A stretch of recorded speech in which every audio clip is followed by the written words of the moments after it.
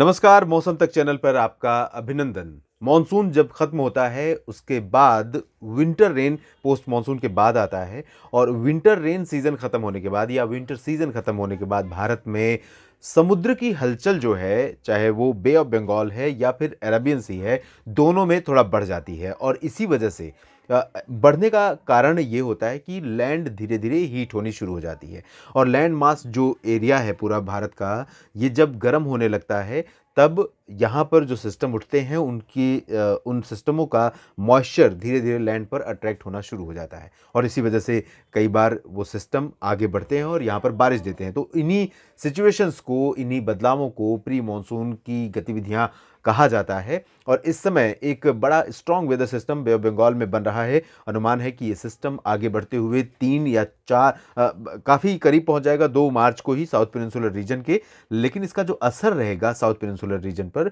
और साथ ही साथ बाकी हिस्सों में वो 3 और 4 मार्च को सबसे ज़्यादा दिखाई दे सकता है। कई इलाकों में बारिश होने की संभावना है। अगले 3-4 दिनों की स्थिति हम समझने की कोशिश करते हैं। उत्तर भारत के भागों में अगर देखें तो यहाँ पर आज यानी हम बात कर रहे हैं 28 फरवरी की, तो यहाँ पर एक डब्ल्यूडी पहुँच रहा है और इसका असर उत्तर भारत के पहाड़ों पर रहेगा ही रहेगा।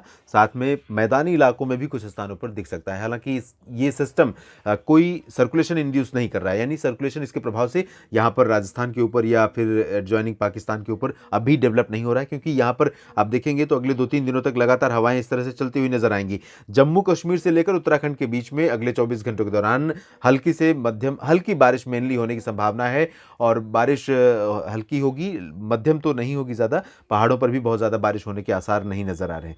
पूर्वोत्तर भारत के क्षेत्रों में आज की स्थिति आप देखिए, अरुणाचल प्रदेश और आसपास के हिस्सों में कुछ जगहों पर बारिश होगी।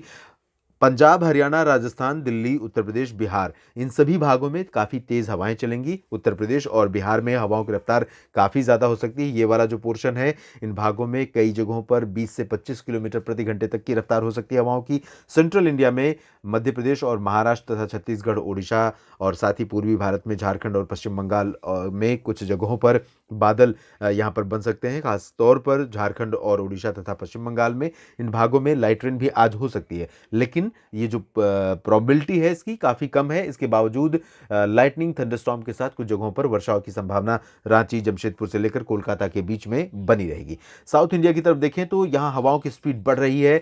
पूर्वी और दक्षिण पूर्वी हवाओं का जो प्रभाव है वो साउथ पेनिनसुलर रीजन के साथ साथ धीरे धीरे सेंट्रल इंडिया की तरफ बढ़ता हुआ नजर आ रहा है। ये स्थिति आज की है। 1 मार्च की स्थिति समझने की कोशिश करते हैं। यहाँ पर आप देखेंगे 1 मार्च को ये जो सिस्टम है बे ऑफ बंगाल में, ये काफ़ी करीब पहुंच जाएगा, श्रीलंका के करीब पहुंच जाएगा और यहाँ इसके पहुंचने के चलते बंगाल की खाड़ी की हवाओं का जो फ्लो है, आप देखिए किस तरह से हवाओं की स्पीड यहाँ पर बढ़ रही है, हवाओं का कवरेज बढ़ रही है। तो दक्षिणी आंध्र प्रदेश यानी रायलसीमा, तमिलनाडु और केरल तथा कर्नाटक, इन सभी भागों पर ये हवाएं चलेंगी और बादल यहाँ पर बनने लगेंगे कई इलाकों में। तमिलनाडु में संभावना है कि कल बारिश भी शुरू हो सकती है कुछ इलाकों में। उसके बाद आप देखेंगे उत्तरी इलाकों में, तो उत्तरी क्षेत्रों में जम्मू कश्मीर से लेकर पंजाब उत्तराखंड तक बारिश जारी रहेगी। इंटेंसिटी भले ही बहुत ज़्यादा नहीं रहेगी, लेकिन बारिश की गतिविधियां बनी रहेंगी। हवाओं की दिशा आप देखें तो यहाँ राजस्थान, पंजाब, हरियाणा, दिल्ली और उत्तर प्रदेश तथा बिहार के ऊपर उत्तरी और उत्तर पश्चिमी दिशा की हवाएं चलती रहेंगी। पूर्वोत्तर भारत में थोड़ा सा गतिविधियां कम हो जाएंगी 1 मार्च को। उसके बाद 2 मार्च की स्थिति आप देखिए, 2 मार्च को भी उत्तर भारत के क्षेत्रों में बारिश होने की संभावना है। संभावना ये है कि यहाँ पर जो डब्ल्यूडी एक के बाद एक आ रहे हैं, उनके चलते सर्कुलेशन इंड्यूस हो सकता है सेंट्रल पाकिस्तान एडजॉइनिंग पंजाब के ऊपर और इसके चलते मॉइस्चर थोड़ा सा बढ़ेगा प्लेन्स में भी और अनुमान है कि राजस्थान, हरियाणा, पंजाब, दिल्ली में भी कुछ स्थानों पर वर्षा हो सकती है। और इसके साथ ही पूर्वी उत्तर प्रदेश कह सकते हैं कि उत्तर प्रदेश के समूचे क्षेत्रों में, बिहार में हवाएं पश्चिमी दिशा की लगातार चलती रहेंगी। पूर्वोत्तर भारत में एज यूजुअल कंडीशन रहेगी। साउथ इंडिया में देखिए ये सिस्टम बेहद करीब पहुंच चुका होगा और यहाँ पर पंबन के नीचे कन्याकुमारी के बीच में बहुत ज़्यादा स्ट्रॉन्ग इसका प्रभाव रहेगा। कई जगहों पर तूफानी रफ्तार से हवाएं चलेंगी। संभावना है कि ये डिप्रेशन भी बन जाएगा श्रीलंका के ऊपर पहुंचने से पहले। 3 मार्च को ये सिस्टम जो बंगाल की खाड़ी में बन रहा है, वो जब आगे पहुंचेगा तब तमिलनाडु के दक्षिणी हिस्सों में कई जगहों पर बारिश शुरू हो जाएगी। पंबन और कन्याकुमारी के बीच में, साथ ही केरल में कई जगहों पर बारिश शुरू हो जाएगी। हवाओं का जोर बहुत बढ़ जाएगा। आंध्र प्रदेश और तेलंगाना, कर्नाटक पर भी, और साथ ही साथ जब हम आगे की तरफ बढ़ेंगे और ज़्यादा इसका इंटेंस प्रभाव देखने को मिलेगा।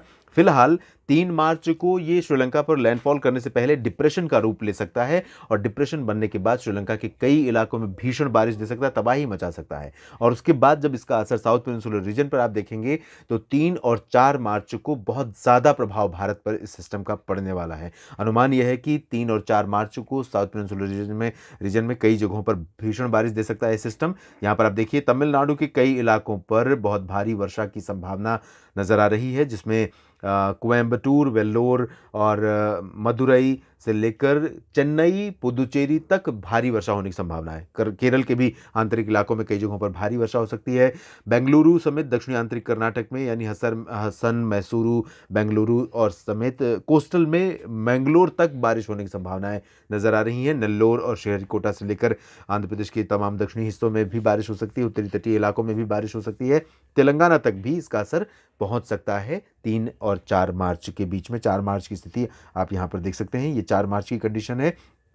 4 मार्च को ये ओडिशा, छत्तीसगढ़ और संभवतः महाराष्ट्र के कुछ इलाकों, तेलंगाना तक इसका असर दिखाई देगा। तो अपडेट मैं करता रहूँगा, नज़र रखूँगा इस सिस्टम की संभावनाओं पर, इस सिस्टम के डेवलपमेंट इंटेंसिटी पर, ट्रैक पर, और आपको अपडेट समय से पहले ज़रूर करने की कोशिश करूँगा, ताकि किन इलाकों पर, किन शहरों पर इसका असर हो सकता है, ये आप पहले से ही इसके बारे में अवेयर हो सकें। इस वीडियो में भी इतना ही। धन्यवाद।